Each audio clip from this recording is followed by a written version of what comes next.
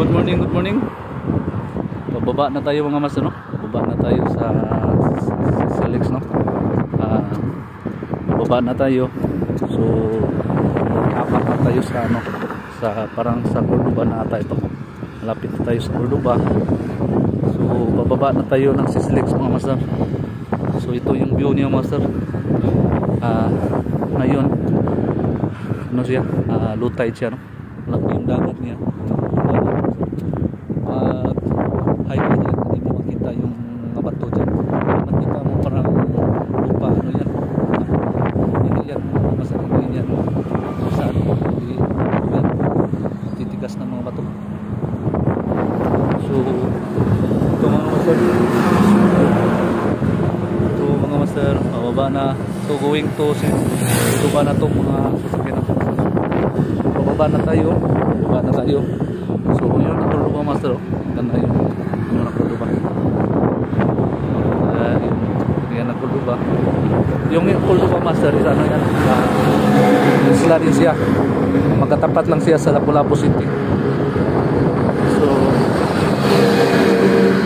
yung Cordoba municipality yan. So yung Sisilix kukunik ito sa Cebu City at sa Cordoba.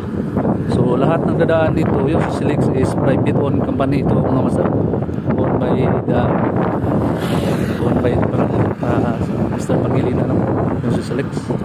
So lahat ng dadaan dito magbabayad ka, 60 yung motor at saka 100 for well.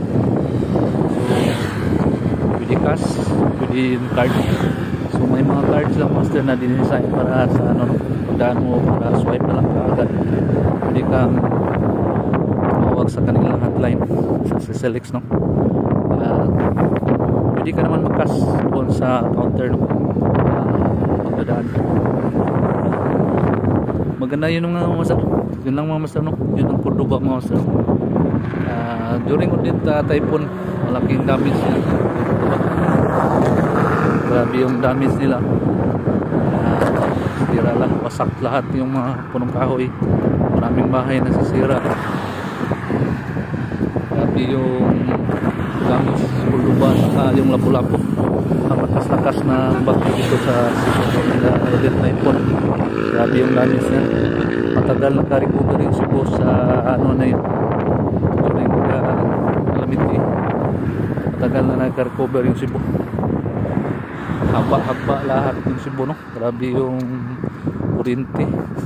More than a month bago bumalik yung kuryente. Saka yung telecommunication. So buti naman naka-recover na ulit. Hirap pag nasa Pilipinas tayo master, lagi tayong may bisita. Nandyan lagi si Bagyo. Lagi tayong binibisita ng Bagyo mga master. Kaya yun, nabuti na ngayon wala nang ano, na yung takbo ng Cordoba. So ito yung advantage ng Cebu City master, kasi may mga bridge na siya nakakonect sa directly to Cordoba. Yung Cordoba master malapit na lang yan sa Lapu-Lapu. So yung Mactan International Airport natin nandyan yan sa Lapu-Lapu. So madali na lang makapunta kung dito pinadaan. Imagine 8.9 km, no? Matakbo mo lang yan ng 3 minutes. Darating ka sa Cordoba in just 3 minutes, 3 to 5 minutes lang, narandyan ka na sa Cordoba. So madali na yun.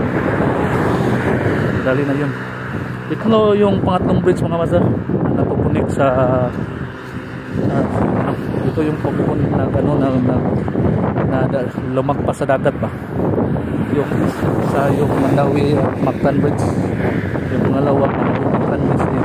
Ito yung Cebu at saka yung ano, connecting Cebu City and Cordoba. So yun mga master, maganda ng tanawin mga master. So flex na natin ang view mga master, kasi maganda yung panahon, maganda yung tempo. Pakita natin yung ganda ng panahon master, no? Going pa tayo sa ano master, Cordoba. Cordoba tayo. So pa Cordoba pa tayo master. Magandang view mga master. So tayo na kita mo yung mga buhangin sa ilalim ng dagat.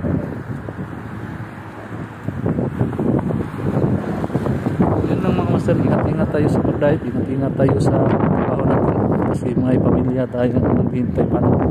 Kailangan ng saya, kailangan smile, kahit anong problema, smile mo yan. Let's go.